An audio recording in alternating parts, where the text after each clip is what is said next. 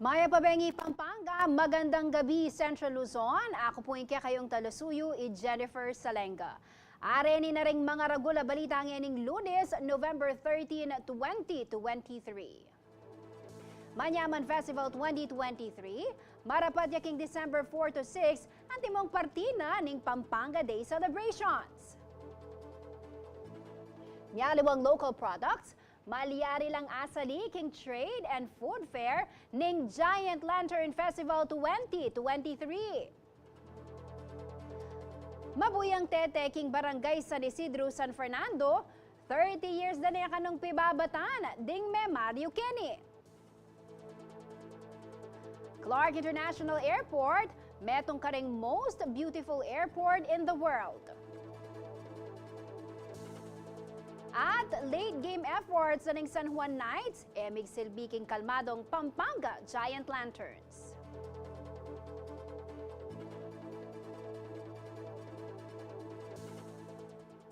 Bukod king tutugon niya ing pidalpakan, mabuyaya naman ing talnana na ning metong ateteng dutong king Purok 3, Barangay San Isidro, syudad na ning San Fernando, Pampanga. Agpampu karing may Mario Kenny may git at dekada dane kanong pibabatan. Ing may sabing tete at dakal na mo rin may aksidente Kenny. Mamalita ay Liana Canilao.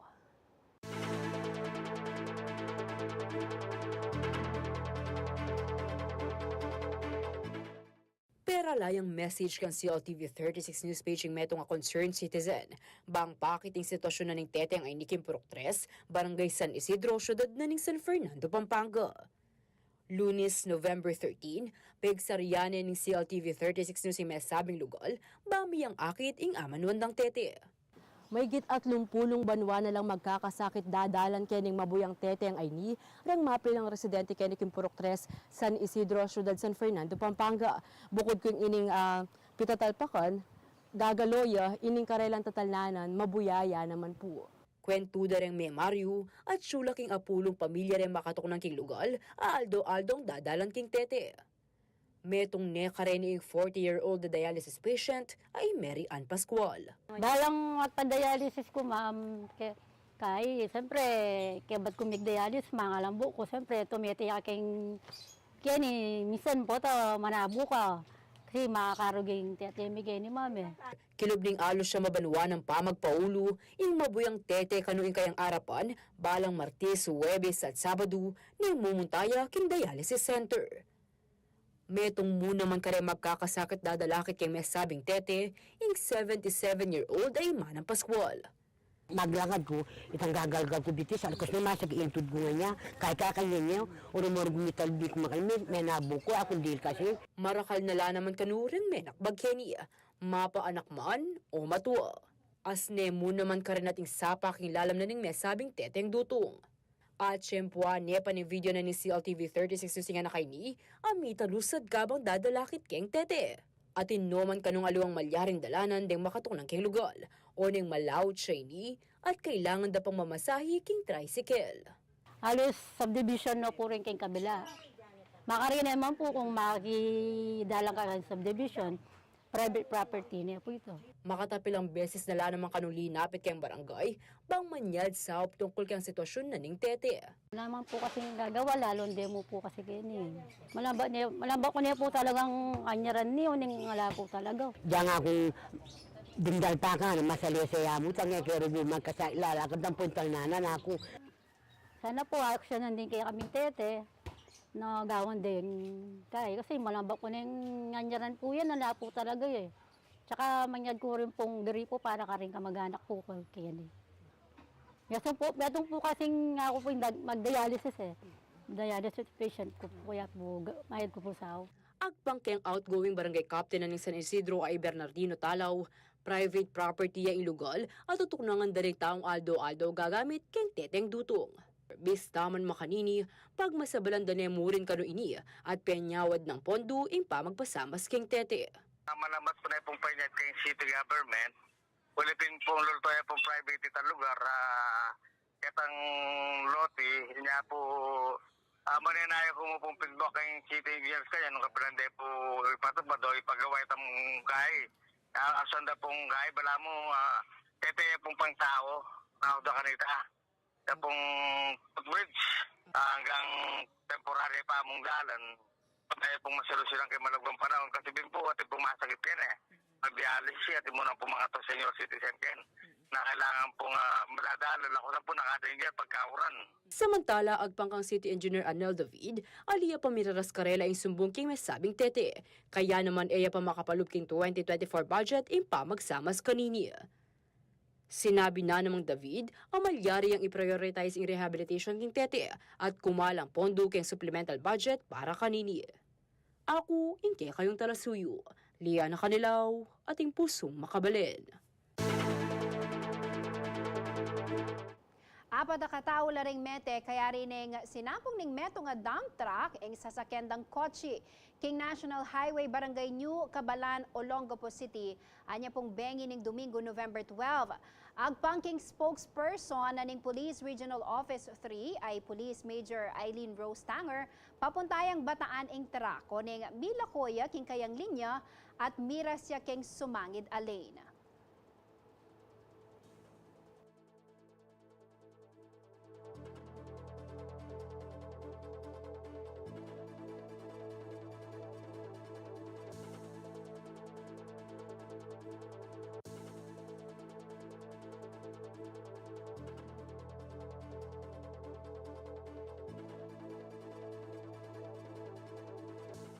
Good news po kareng motorista, ating asana rollback, impresyo ning petroleum products, bukas po yan, aldona ning Martis, November 14.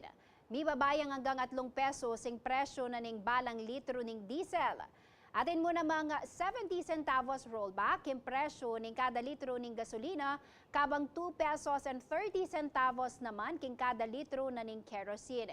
Ini na po yung 3 Domingo ning price reduction para king diesel at kerosene, kabang kadwa naman para king gasolina.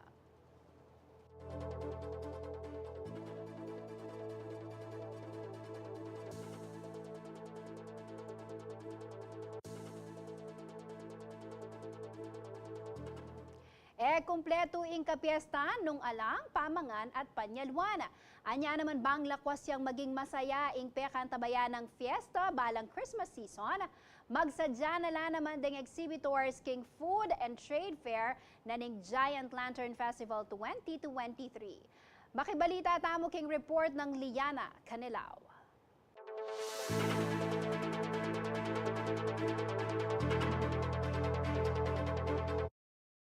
Sumangid na lang magtindang bibingka at tsokolating batirol katuklunan ni Berman. Pakaslag na lang naman ding mga lagong parol, magumpisa ka ring dalan ang gana ka ring miyaliwapang lugar at pasyalan. Kaya ang syudad San Fernando ausanda namang Christmas capital na ng Pilipinas, lakwas yang maging masaya ang pamagselebra keng kebay tanan ng Ginong Isokristo, pauli na ng ligligan dareng iganting parol. Bukod syempre ka ring obra maestra dareng 10 participating barangays ay ang highlight ng Giant Lantern Festival, kumpletuan na naman ng mikas ang Food and Trade Fair ing bonggang kapiestan. Ma-picture no naman ding produkto ng Kapampangan po. From food to non-food. Pero pagkat ng food fair tamo, siyempre po, automatic, puro lang ang pamangan po itan. Pero in pong highlight ken kailangan ang mga tindang tusok-tusok. Pero ito pong ready to eat, pong pansit. So dito po talaga food lang, yatang king mismong kitang magumpisa kitang ligligan before the ligligan parol. Kita naman pong kaya katamong trade fair, dito po combination nala. Agpangkang Department of Trade and Industry o DTI Pampanga Director Elenita Ordonio, ama nalakaran mo naman pamuntok na ng Trade and Food Fair Committee ng JLF 2023, pipilinan din na laking kasunungsungan ding marakala applicants para king may sabing fair. So all systems go Actually nakalakal aplikante kitang food fair Kasi pero kami, we will do the filtering kasi po ating duplication.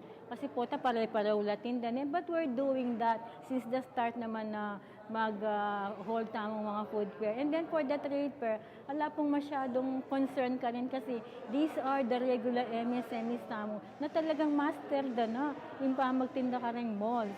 So lahat ta pong problem, at tintam talagang wala listahan kareta na the usual, they know the process na lang maging problema. Tsaka madakal tamo po talaga bisang lungob niya. Siguro po, the intention is para manakita naman during this holiday season. And we are still encouraging naman itang bayo to join. Peke sabihin dala naman kanurang MSMEs ang magsadyang something unique ang produkto. Masasabihan mo naman po kalit ng kakatamang makiabek and trade fair. Sana po kayong kakatamang trade fair within the festival, magkaitamo, medyo ba yung produkto. Ngayon po, alwa po yatang parati. Wante po sabi da rin, customer tamo, rin sasali na paning makanyan, pero ngayon, atin tamo pong highlight na ba yung produkto. Maganap yung trade fair king Walter Mart from December 10 to 12 at Robinson Star Mills manabat December 15 ang ganang January 1. Malyari yun naman na-enjoy ang food fair king mismong festival grounds kay Robinson Star Mills from December 15 to 17, December 22 to 23 at December 29 to 30. Kaya po San Fernando, kaya lang natin tamong native delicacies, data mo kaya katamong nuts, kada mo naman pong kaya katamong non-food, kaya lang natin pong woodcraft, kaya po ating pong mga tindang siguro, ngayon po medyo ating tindang chinelas, and all other po na baka lantern natin na mo diyang late ng bagyan. So, masanting niya pong venue para po ma-promote lang yung produkto ng Kapampangan. Agkatana namang ordonyo rin publiko at tumagon at suporta king ligligan parol at karang mitalakad booth king trade at food fair. Po, ang intensyon na po kasi nitang kitang food fair, kitang Giant Land. Aliwa po itang sabi dapat, aliwa itang manakitan is to provide na pamangan. Karito pong manalbeta mo after the, within the festival. Ano po kitang after the festival. So we'd like to invite po rin din kaya katamong Fernandino and all others na outside San Fernando, Pampanga to join us in the Giant Lantern Festival with the side events po na food and trade fair. And of course, ito pong pinaka-importanting event, itang Ligligan Parol that will be happening on December 16. Ako, ingke kayong talasuyo, Liana Canilaw, ating pusong makabalin. Antabayanan, king pa magbalik na ning balen at balita. Clark International Airport metong kareng most beautiful airport in the world. Pamisan metong daring content creators, meging sentro na ning Influencers and Content Creators Summit 2023. At Senator Laila De Lima, payagan daning magpiyansa ning korte. Kay pumama ko magbalik pa ing balen at balita.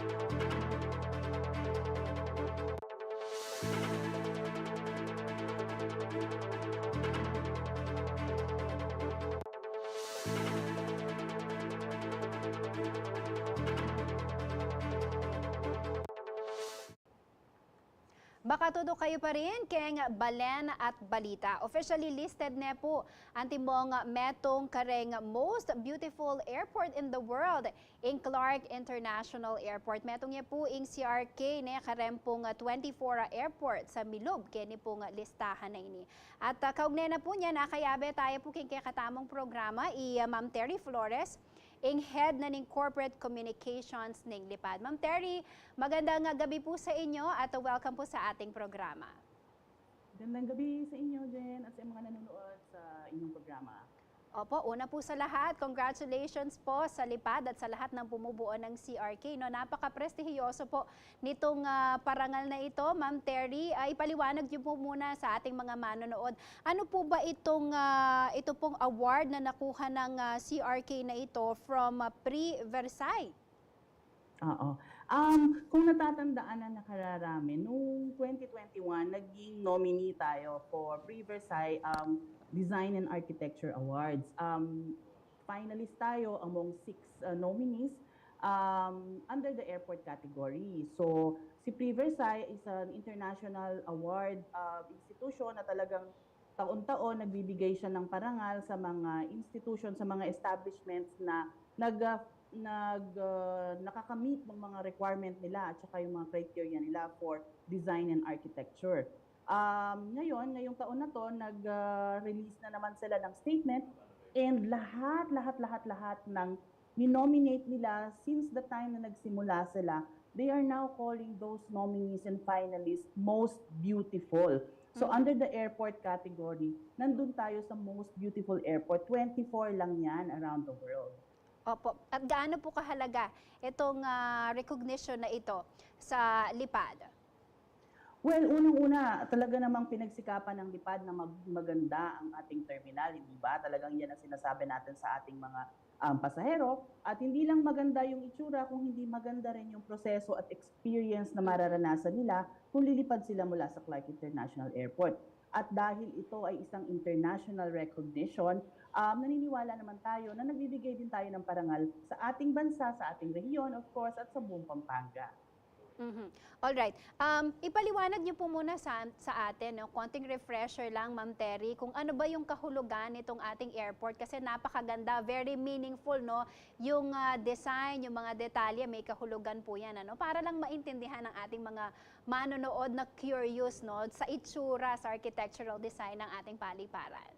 Yes, so sa totoo lang talagang itong design ng paliparan mula sa labas hanggang sa loob, tinatanaw talaga natin ang ating pinanggalingan at kinalalagyan, which is Region 3 at ang probinsya ng Pampanga.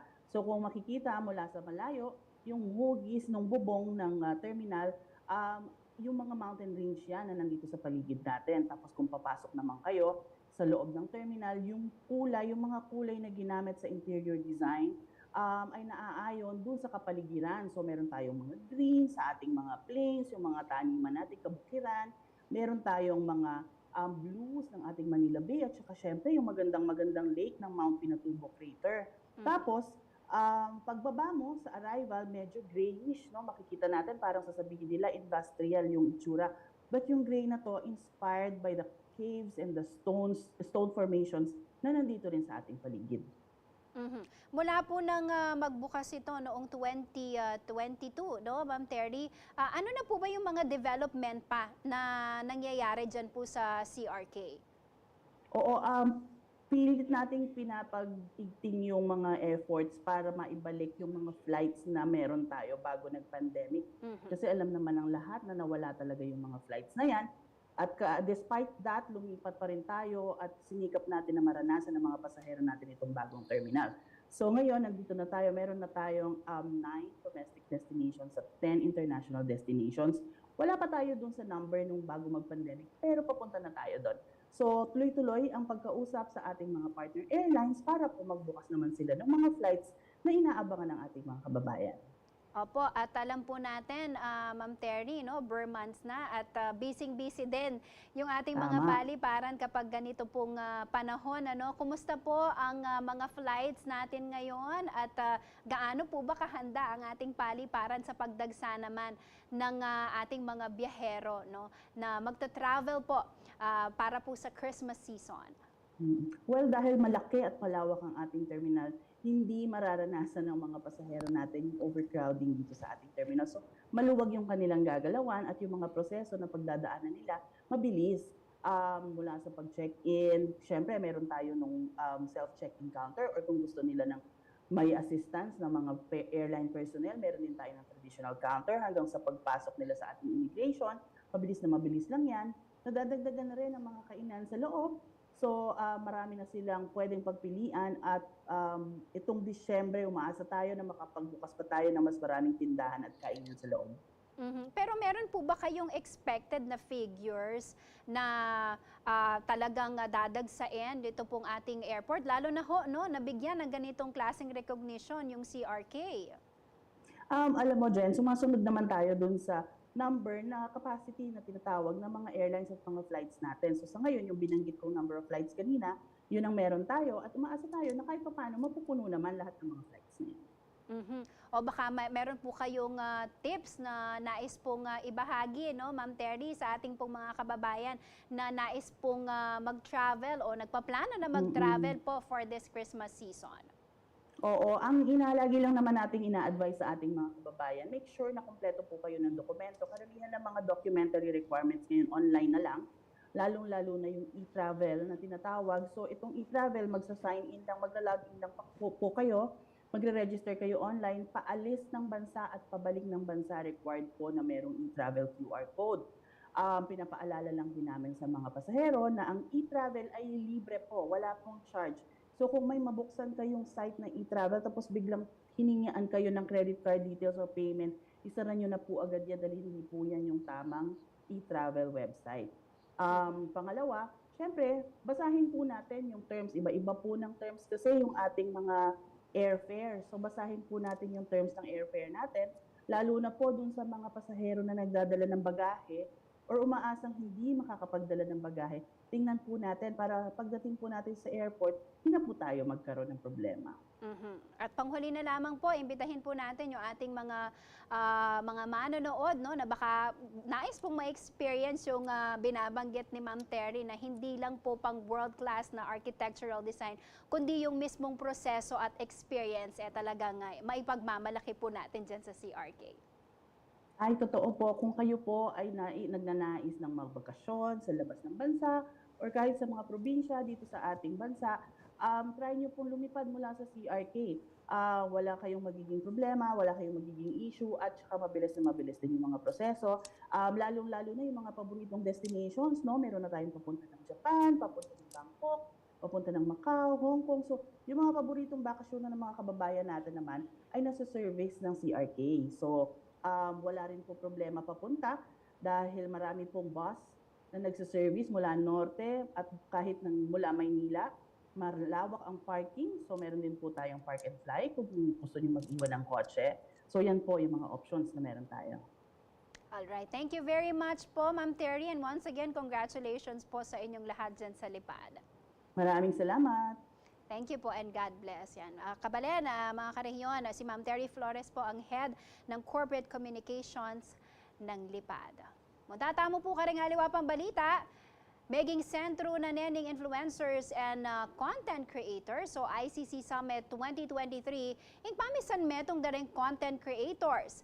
Megdake lang best practices ng veteranong vloggers kareng influencers sa mag-umpisa pang gawang content. Ay ni pong report.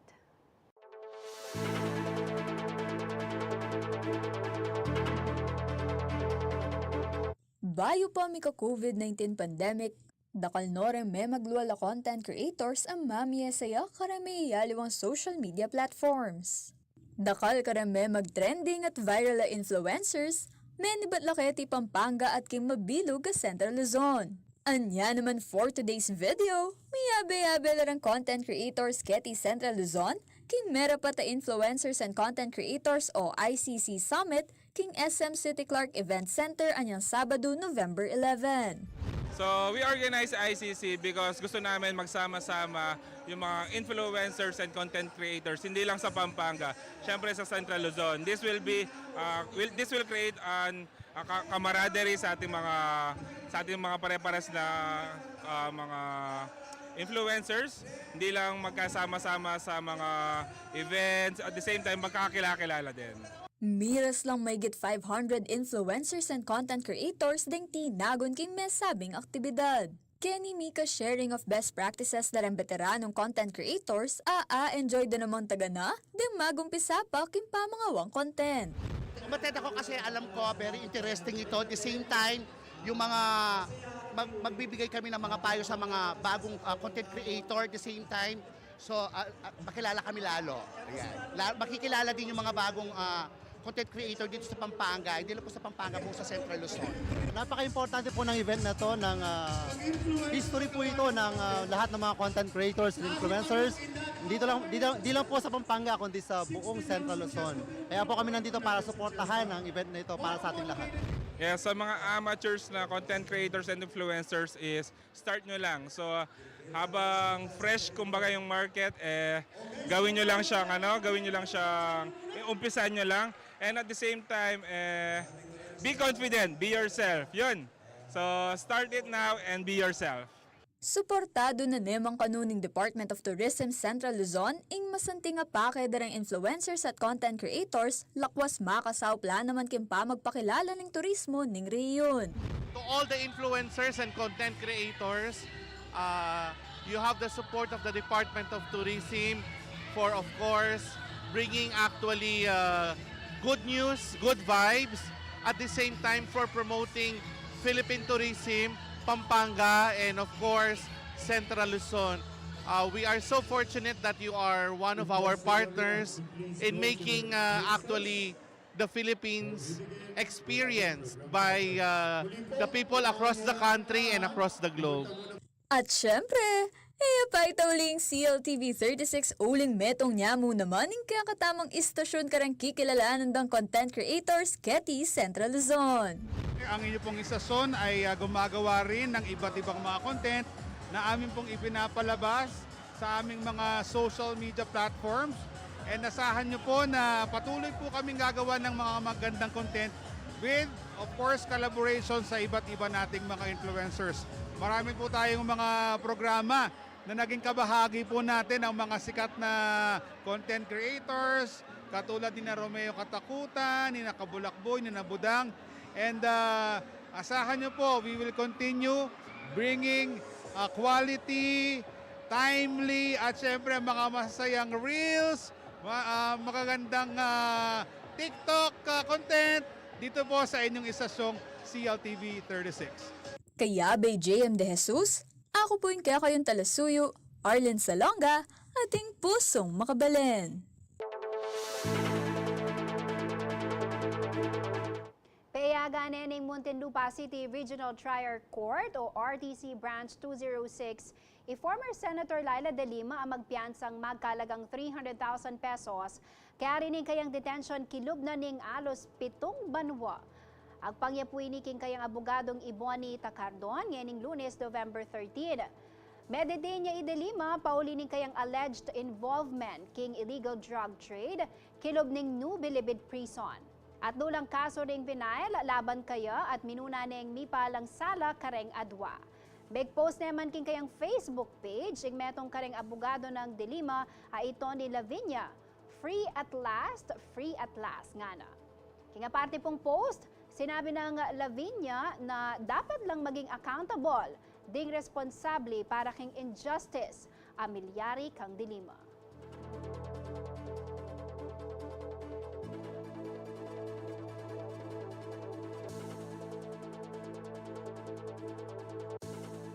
Bisi sumangid ang gastronomic activities ng Antabayanan king grand opening ceremony na ning Manyaman Festival.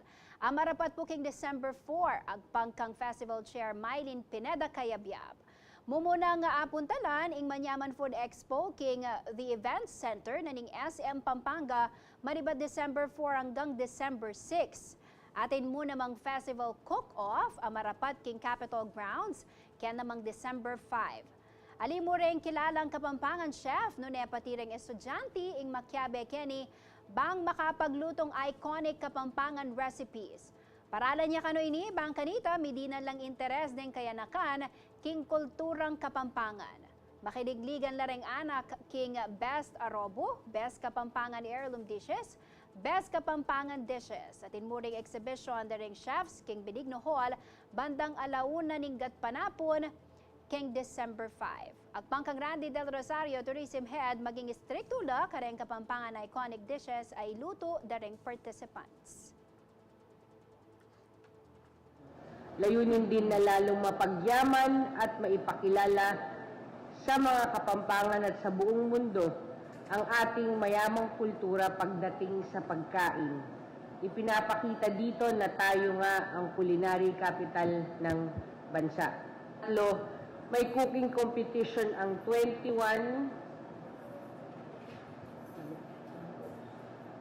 isang home cooks mula sa lahat ng bayan ng Pampanga ng kanilang signature heirloom recipes. 21 groups po ito. Pang-apat, may cooking demonstration ang ating mga kilalang chefs. Kami nga po palang mag-provide. Layunin din na lalong mapagyaman at maipakilala sa mga Kapampangan at sa buong mundo ang ating mayamang kultura pagdating sa Kay ba't uling, bawal po yung magic sarap, bawal yung nano-nano.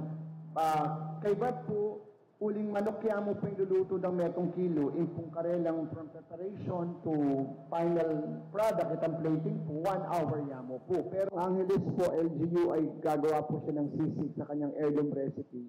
Ayun, kailangan pag-usapan po namin na maigi as per instruction. Parang sa quorum din po natin dito sa media, talagang stick to the original, walang mayonnaise, walang itlog.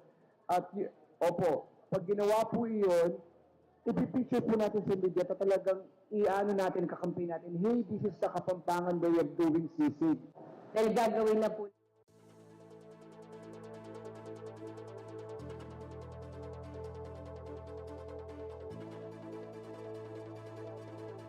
Ang tamayanan, king pa magbalik na ning balen at balita.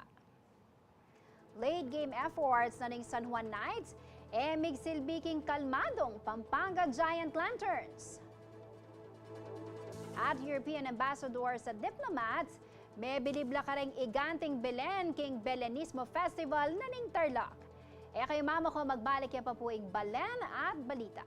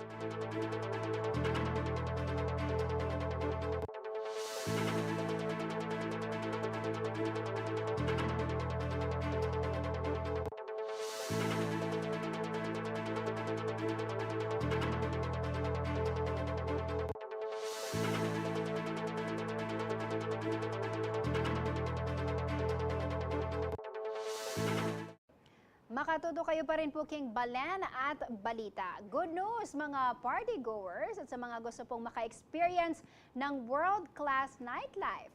Binuksan na sa Angeles City ang bagong Elysium Super Club na kayang-kayang makipagsabayan sa mga high-end bar sa Bonifacio Global City o BGC at sa Poblacion Makati.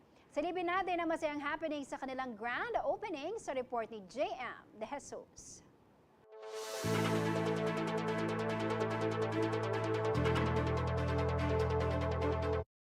Hindi na kailangan pang bumiyahe patungong Bonifacio Global City o sa Poblacion Makati para ma-experience ang world-class nightlife. Binuksan na kasi sa Angeles City ang newest party destination, ang Elysium Super Club.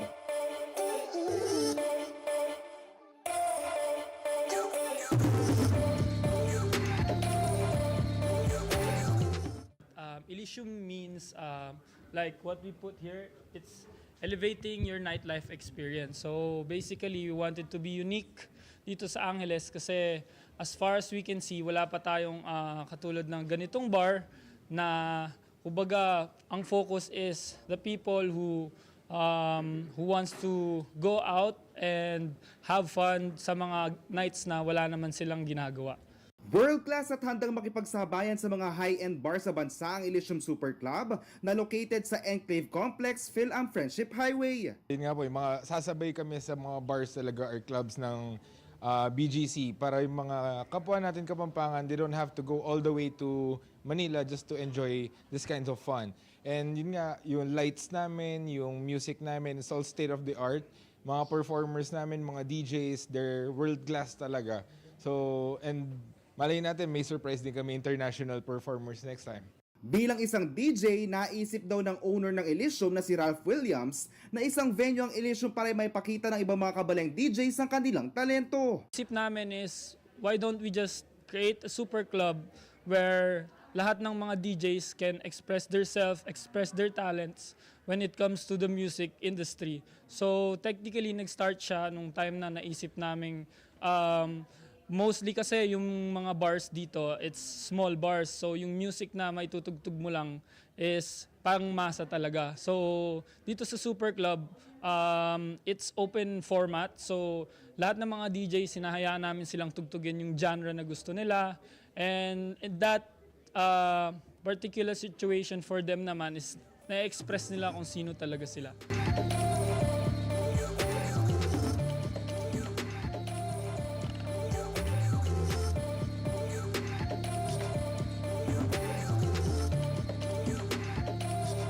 At syempre, mas masaya ang party kung may food and drinks. Kaya naman specially curated ang menu ng Elysium Super Club para mas ma-enjoy ang mga patrons nito. Open ang Elysium Super Club from Wednesday to Sunday 9 p.m. hanggang 6 a.m. Kaya iyain ang barkada and don't forget to party responsibly. JM De Jesus, CLTV 36 News. AMX silbiking composure na ning Pampanga Giant Lanterns ing late game efforts apepakit na ning San Juan Knights king Game 1 na ning Best of 3 Series North Division Finals na ning MPBL. Mayari ang pianong king skora 82-86. Alben tayo po yung sports balita ng JM De Jesus.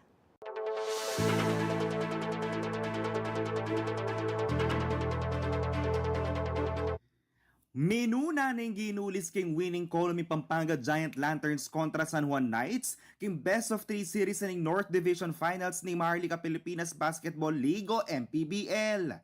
Mera pati yung Game 1 king Jam-Pack Brenzigya Convention Center king syudad ning San Fernando niyang Sabado November 11. Bistaman antiya mong ablasan king basketing milyari, meging kontrolado da naman din kaya katamong kabalening may sabing pialong. Panayang liamado in Pampanga Giant Lanterns o PGL and that mayari ang quarter. 20-24 yung score king first 10 minutes ng pialong at 37-43 naman kaya rin na ning first half. Dinikit naman king end of third quarter ring San Juan Knights king score 58-61. Minalagwa naman din kaya katamong kabalen at linamang na pangapulo king less than 5-minute mark na ning pialong paulin ring 3 points ng Arwin the Spider-Man Santos. Cebu kan dapang tagal ding San Juan Knights dapat elapesin dak at pepaket lang composure din kaya katamong pambato. Mayari ang piano king score na 86-82. As expected, pang MVP naman ang performance ng Justin Balti Baltazar na ginawang 23 points, 20 rebounds at 3 assists. Double-double yaman ang maging performance na ng Kapampangan Cebuano ay JB Bahayo ang may 14 points, 11 rebounds at atin pang 3 assists. Same lang naman ata Kapampangan Cebu palaban. Laging binibigay yung 100%, yung ma-pride lang, same as Kapampangan, yung hindi nagpapatalo. Agpangking PGL Head Coach Governor Dennis Pineda, maging saguling karelang laban kontra King San Juan Knights. Yung guards talaga, mabigat ang mga guards ng San Juan. Let's face it, mabigat ang guards ng mga San Juan, talaga magagaling. So, yung pa rin.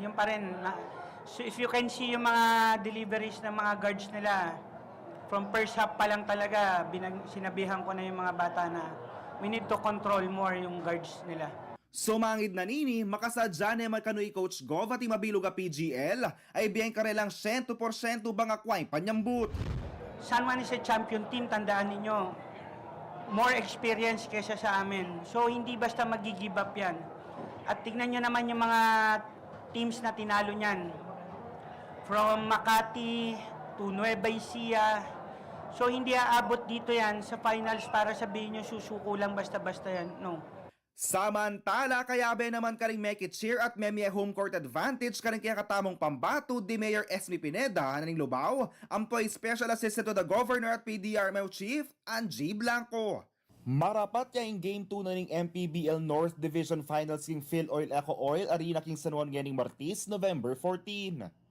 Kaya bay Paulo G. Santos, yakoy kaya kayong talasuyoy JM De Jesus, ating pusong makabalen.